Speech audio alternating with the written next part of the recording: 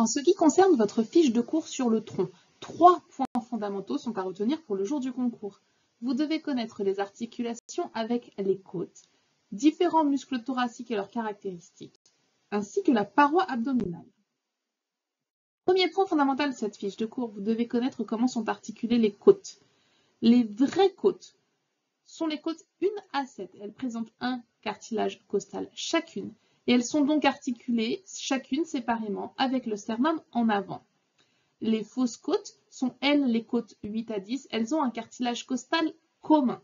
Elles sont aussi articulées avec le sternum en avant grâce à ce cartilage costal commun. Les côtes flottantes sont les côtes 11 et 12. Attention aux inversions le jour du concours. Retenez bien quelle côte est une vraie côte, une fausse côte ou une côte flottante. Notamment les 11 et 12 sont flottantes. Elles sont flottantes parce qu'elles ne s'articulent pas avec le sternum. Attention aux éventuels pièges le jour du concours. Par contre, ces côtes, quelles qu'elles soient, vraies, fausses ou flottantes, s'articulent toutes en arrière avec la colonne vertébrale. La tête de chacune des côtes s'articule avec les corps et le disque intervertébral, tandis que le tubercule costal s'articule avec le processus transverse de la vertèbre. Donc toutes les côtes s'articulent avec la colonne vertébrale, la tête au niveau des corps et du disque intervertébral, le tubercule costal au niveau du processus transverse. Par contre, toutes les côtes ne s'articulent pas avec le sternum. C'est le cas des côtes flottantes qui ne s'articulent pas avec le sternum, mais bien avec la colonne vertébrale. Deuxième point fondamental de cette fiche de cours. Les muscles thoraciques sont nombreux. Vous devez retenir que les muscles rhomboïdes sont insérés sur le bord médial de la scapula, notion qui tombe de manière fréquente au jour du concours, et surtout ces muscles rapprochent la scapula de la ligne médiane. Attention aux inversions le jour du concours, elles ne l'écartent pas, elles la rapprochent. Le muscle dentelé antérieur attire la scapula en avant et en dehors. Attention lui aussi à son rôle et au mouvement qu'il applique à la scapula.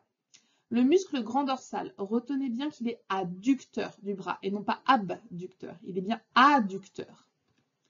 Le muscle petit pectoral, quant à lui, abaisse la scapula, il ne l'élève pas, il l'abaisse et il est inspirateur.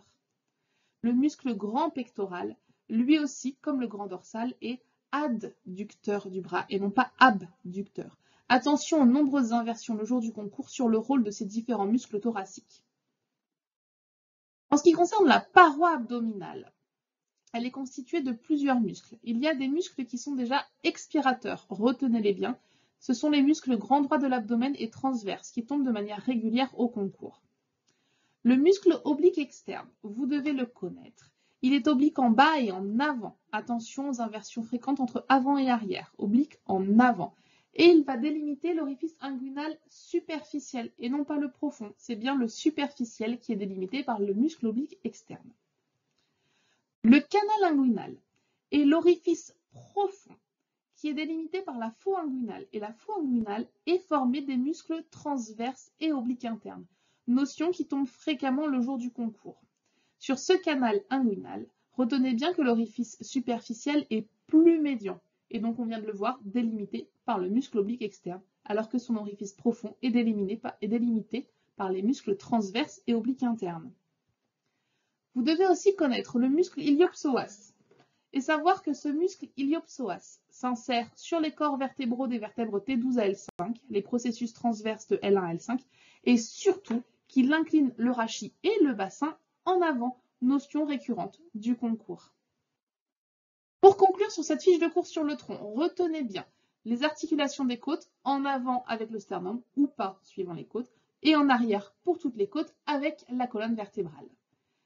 Retenez bien certains des muscles thoraciques et notamment leur action et certaines caractéristiques de la paroi abdominale.